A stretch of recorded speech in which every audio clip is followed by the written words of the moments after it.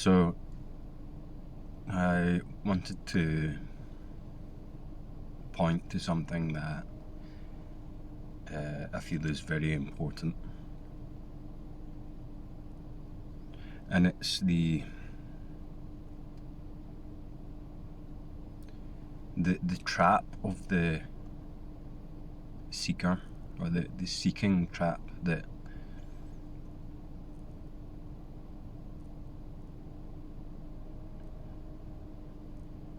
is something that creates a lot of confusion and struggling on the so-called path. And in my experience, there's definitely a pivotal point where if there is a practice, it becomes clear that the practice is all about being what you are, as opposed to becoming what you're not.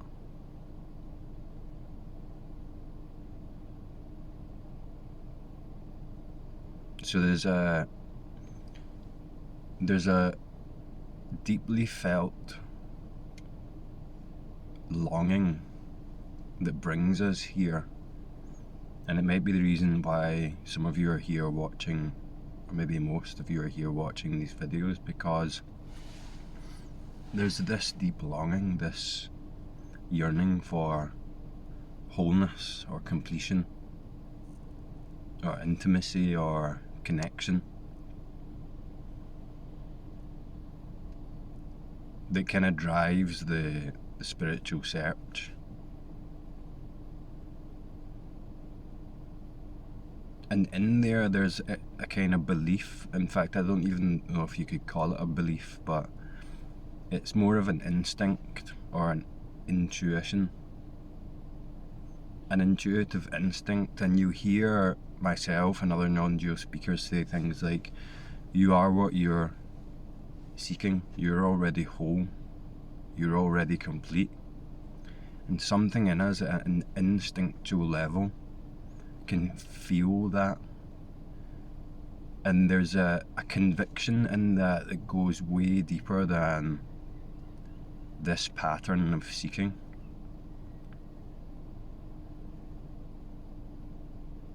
Something in us knows that there's truth to that, but there are beliefs and assumptions that generate this becoming, or this idea that I need to become something I'm not, or I need to find a better this, or I'm not already whole, there's something wrong with me and I need to become complete.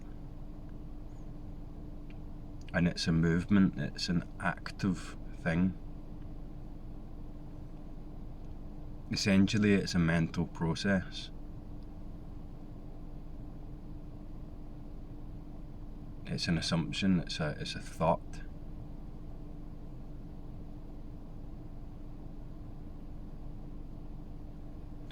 Even after a deep awakening, this pattern can continue. Although it might not feel fully real, but the pattern continues.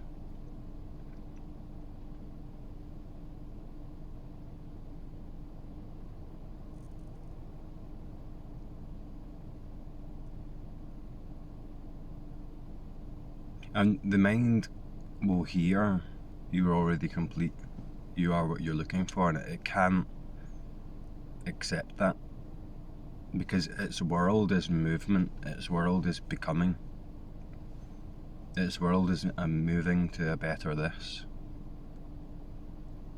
becoming something more whole,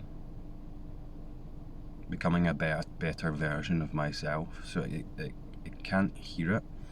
But that in you that does hear this is like an intuitive instinct at a very deep level. So how can we be done with this seeking trap once and for all?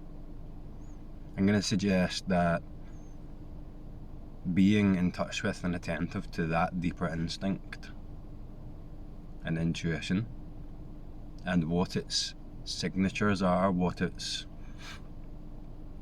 felt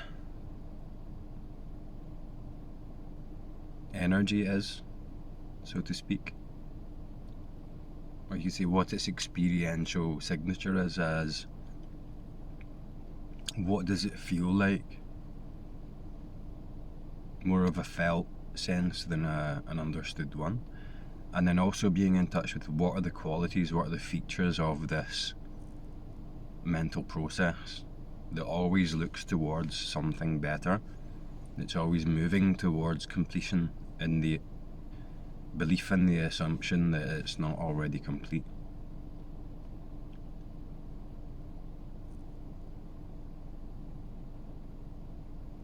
In the latter there's an urgency, there's a restlessness, there's a felt belief of I'm not already complete.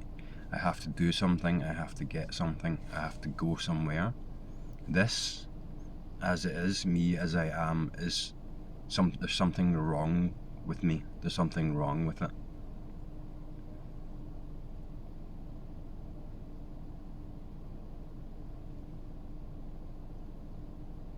People will ask, is this drive not what brings us to awakening? And the answer is yes, in my experience, yes, but there's a difference here. Like I said, that drive comes from a deeper, more instinctual, more intuitive level.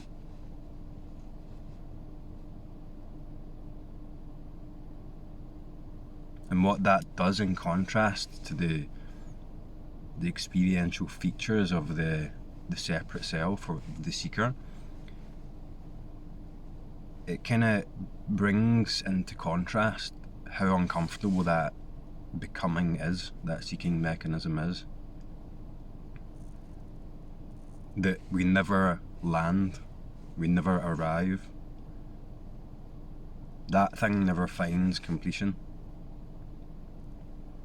Because once it starts moving, it seems to move out from what's already complete.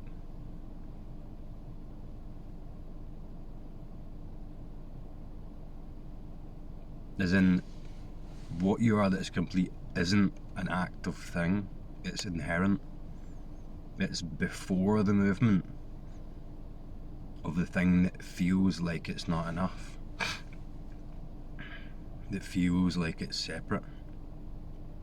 So the good news is that we don't have to do anything to be what we are, because what we are is what we are inherently. That sounds like a cop-out or an unsatisfying thing for the mind to hear, because it wants a solution, it wants something to move towards. It wants a tangible practice that it can understand and apply, and then reap the fruits of that practice. But that never happens by its own terms.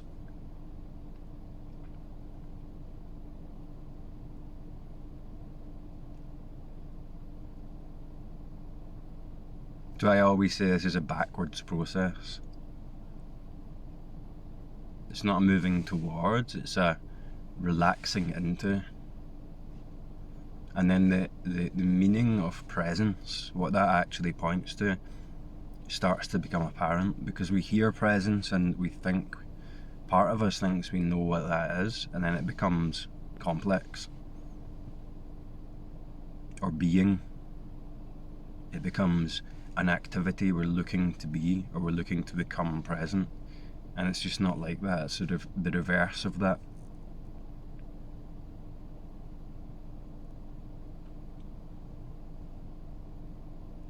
I can tell you from experience that this quest for presence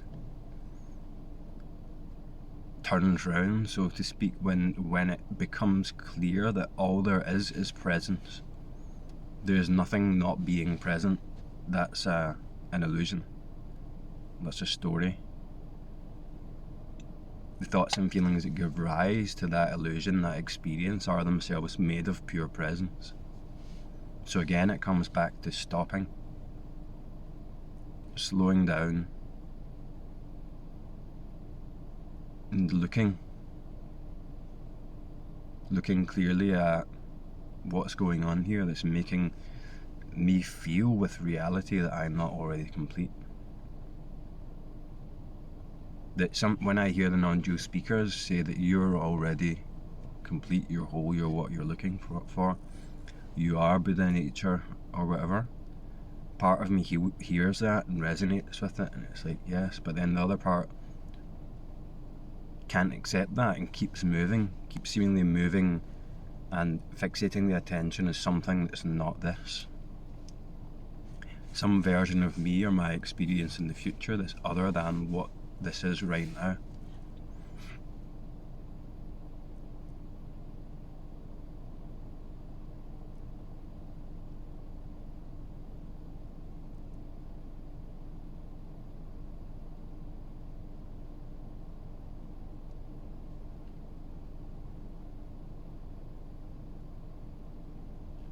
So how do we anchor ourselves in presence?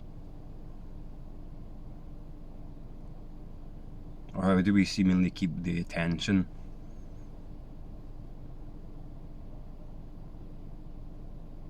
away from the thought function that's making it look like this isn't presence?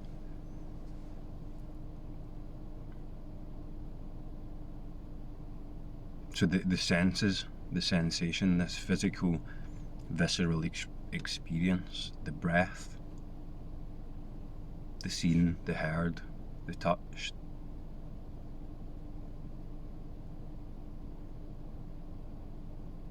is all completely in the now, is all completely present.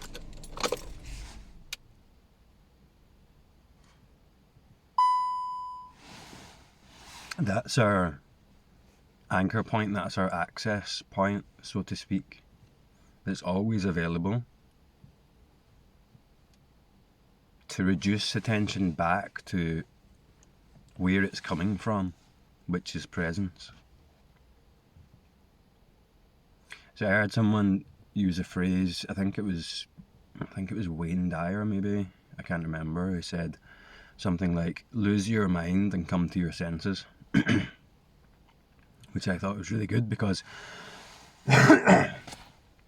pardon me, where this ends up, where realization leads, is here, where you are already, and what's here is the senses.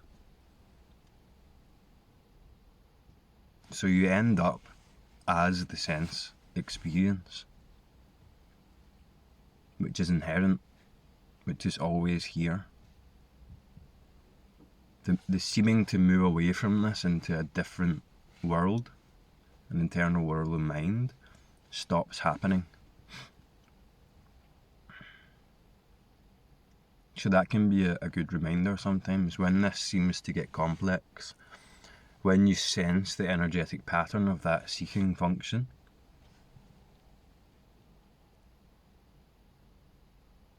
You can just use that phrase to notice where is the attention,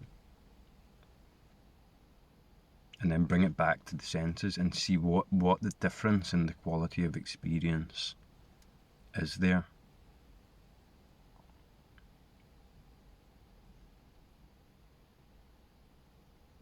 And for me, the attention in the mind had a hypnotic quality to it that pulled attention into it and then just kept running on its own. There was some force required initially to bring the attention back, seemingly, to break that habit force to the senses. But in the senses, there was an inherent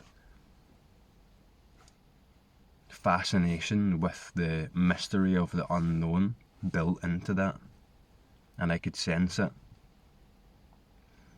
So when I sensed those differences in quality of experience compared between when the attention was in thought and when the attention was in the immediate sense experience, I could use that to attune my, let's say, practice towards. I could use that contrast to my advantage to pull attention out of the mind and break that habit force in a sense.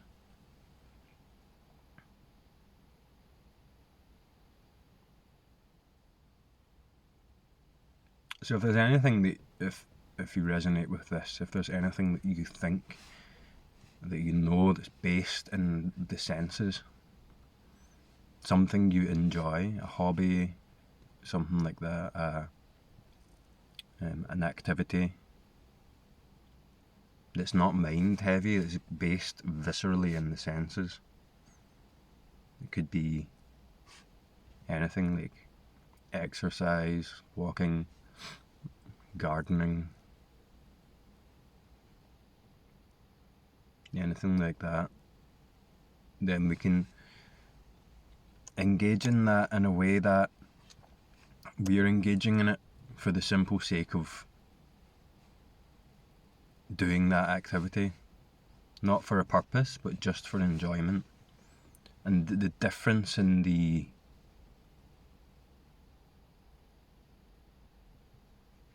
quality of that experience is very powerful. And it's a great place to engage with the practice if that's what you're doing. Anyway, I'm going to have to go now, but I'll talk to you next time.